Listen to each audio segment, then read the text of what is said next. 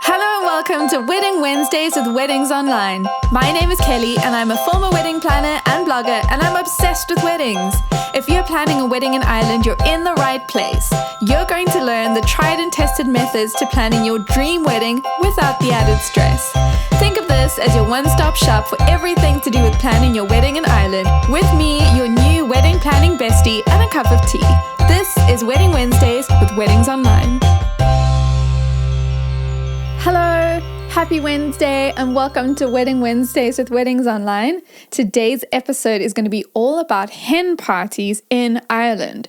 So if you are a bride and you would like someone to plan a hen party for you and you're starting to think about all the different things, or if you are a bridesmaid or a maid of honor, or you're someone on the wedding party looking to spoil someone with a hen party, then you are in the right place, because today we're talking all about everything to do with hen parties. We got some amazing questions in from you guys all about who should you invite, what should you do. We're going to talk about things to include in the invitation so that your guests know exactly what's happening. We're going to talk about who pays. Should it be the bride? Should it be the guest? Should it be the bridesmaids?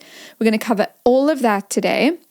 We're going to answer all your questions, and I've actually got a guest expert who's going to pop in and help me to answer the questions. We've got Shane McCrann from Elite Hen Parties, so he's going to join us and share his expertise on the subject matter, and I know you guys are going to learn so much.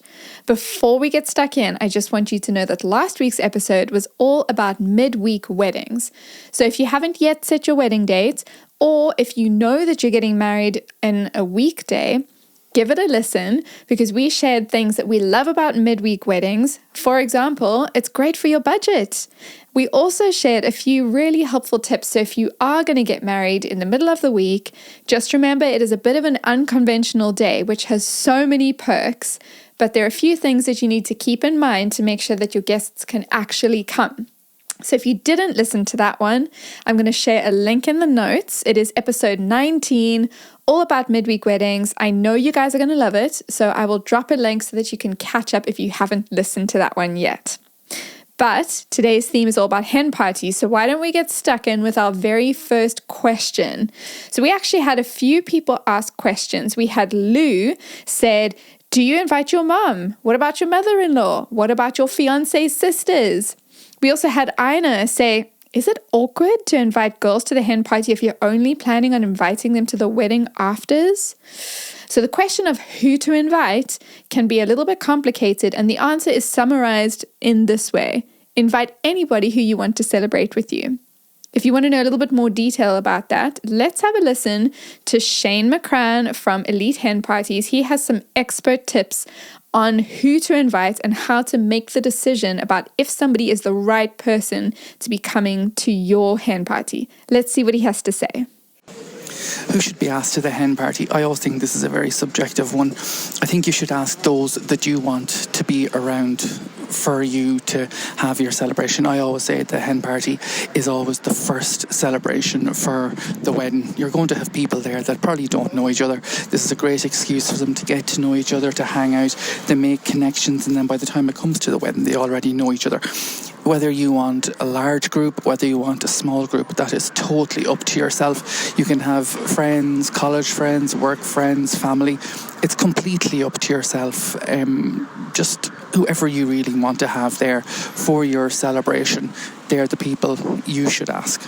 Now that is a great answer to some great questions. I think Shane summarized it so perfectly by saying whoever you want there, have at your hen party. You want to know that the people who are going to be there are people who are going to help create this amazing, memorable experience for you. You want your best friends there. And there are a few guests that you might be wondering if you should have them there. So I know that I've asked these questions from Lou and from Ina about older family members, about guests who are only invited to the afters. Let's see what Shane has to say about that. So with the older family members, I think his answer is very interesting and it might surprise you. Have a listen to this.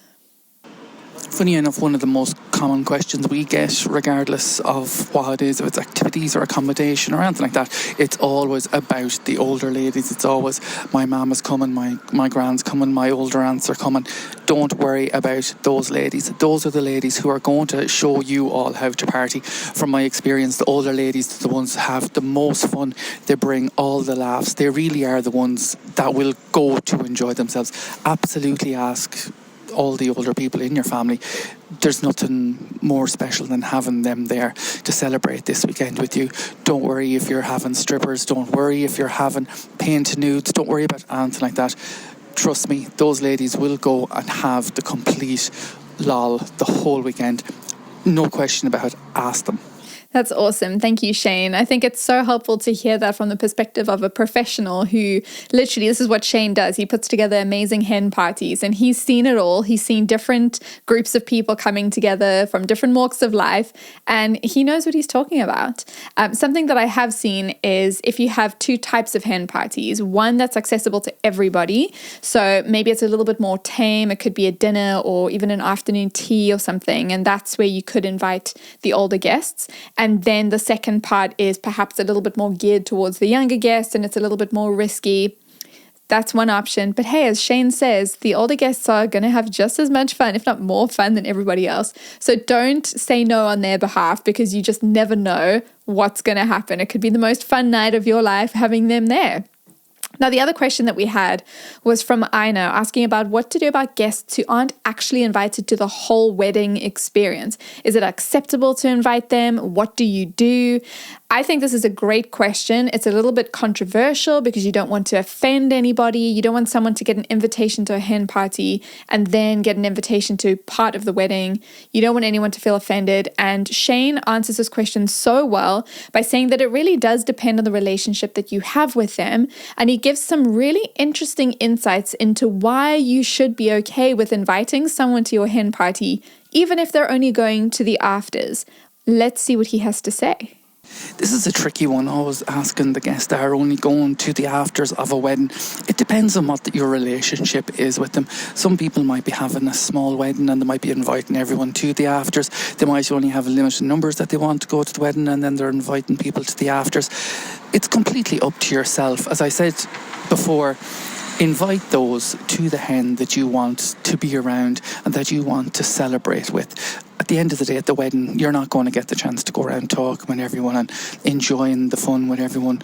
The day goes so quick and there's so much to do, you're not going to get that time. Where with the hen party, you're really going to be all together, you're all going to be having fun and you're going to be spending time with all these people. Regardless if they're going for the full thing or just the afters, it's up to yourself really how you feel on the hen. If you want them there to celebrate, invite them. That is some really good advice. Thank you so much, Shane, for sharing that with us. Shane is going to pop in a little bit to answer some more of your questions. But now that you know who you can invite, and hopefully you've got a bit more clarity on that one about who you feel is acceptable to have there, who you would like to have there, and what you can do, the next thing is knowing what to say to these guests when you invite them. So typically the hen party would be hosted by the bridesmaids. So if you are a bridesmaid, listen up, because I'm going to share some things that need to be included in the invitation for the hen party. So some of these details you'll put on the invitation, whether it's something you've designed and you've texted or emailed to people, or if it's something you're going to print and hand out. But other bits of information you could include in the, kind of caption with the graphic that you send to your guests. It could be in a written piece of paper that comes alongside the invitation. So some will go in the invitation, some is detail that you will need to explain. Here's a little list of 10 things that you want to make sure you include so everybody knows all the important information and you don't leave anything out.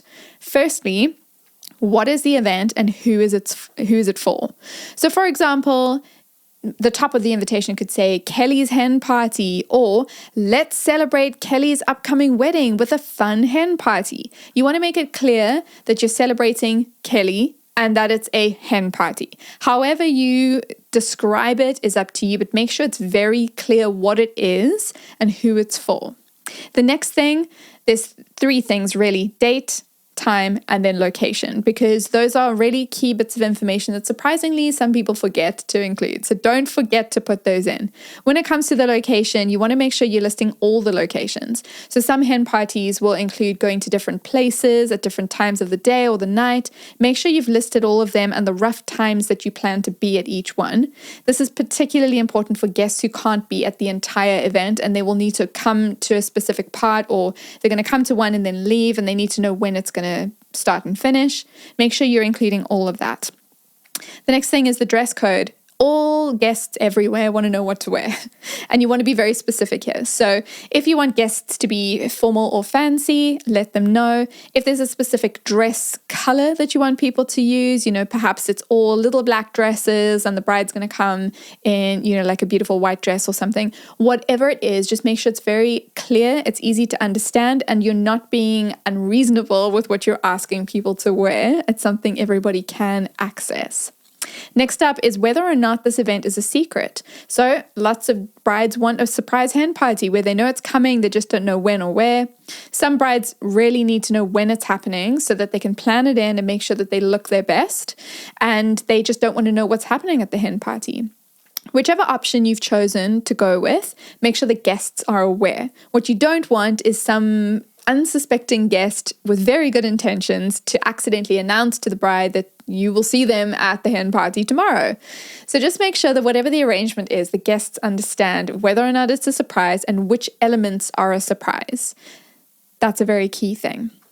Then when it comes to transport, the guests will need to know how much of the transport will be arranged and how much they need to organize themselves. So do you want them to arrive at location A and then you'll somehow get back to location A, but everything in between is covered? Or do you want them to make sure that they're driving themselves to each part? Do you want them to carpool? Are you arranging different lifts for people? Are we paying for transport? All the elements to do with transport, make sure it's very clear because people need to plan. Now, speaking of planning, the next item is money. Now, what often happens is there are different elements of the hen party and there's a cost associated with each. In a moment, we're going to discuss who pays for what, but let's assume that there's an element of the hen party that the guests will need to pay for. Make sure it's very clear to them what the cost is. I'm going to give you a scenario that didn't work for me. I was invited to an event where it was a group of people invited, and what we were told is there will be a cost involved, but we will only know what it is once we've all RSVP'd, and then the organizer will split the cost. And that didn't work for me because, the cost can be dramatically different if there are 10 people attending or if there are 3 people attending. So whatever you work out, make sure that it's clear before you invite the guests what they need to pay. You can't have it be very up in the air where it could be this amount if this many guests come, or it could be this amount if this many guests come. For some people, particularly if it's been a really tight month or it's been a really expensive year. Everybody's got different expenses that they've got to think about. For some people, the cost of the event will be a determining factor. So just be very clear and upfront about what each element will cost and what's involved in that. Then very quickly, let the guests know what to bring and be very specific. Are they staying over and they need to bring things to sleep in, bedding, anything like that? Or, do they need to bring snacks or a gift? Anything like that, be very clear. Anything that involves extra cash, like if you want guests to buy their own drinks at a particular location, or if dinner isn't included in the other money prices that you spoke about, list that as well. And finally, let them know about RSVPing. Do they need to RSVP by a specific date? How should they do it? Do they need to pay upfront when they RSVP? Do you need them to tell you what they're eating at the restaurant? All those details, be very, very clear so that guests know exactly what you're asking. Now, we mentioned paying for the hen party. Amanda asked us, who pays for the hen? Ashling says, how much should the bride contribute to her own hen, especially if it's at home compared to going overseas? Well, I asked Shane again to give us some key insights into this side of things, and this is what he had to say. Who pays for the party? Well, all the guests do. The bride shouldn't have to pay.